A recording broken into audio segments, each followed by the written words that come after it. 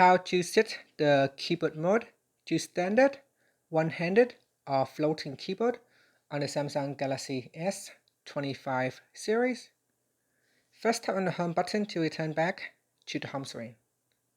Now from the home screen, swipe down at the top, then tap on the settings icon. Next, in the settings page, we then scroll down and tap on General Management. After that, we then scroll down and in here tap on Samsung keyboard settings. Now scroll down and then tap on Mode.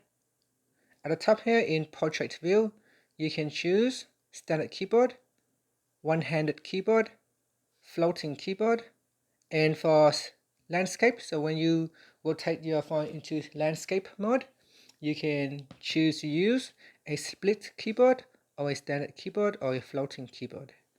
And that's it. After that, tap on the back key or tap on the home button to return back to the home screen. Thank you for watching this video. Please like and subscribe to my channel for more videos.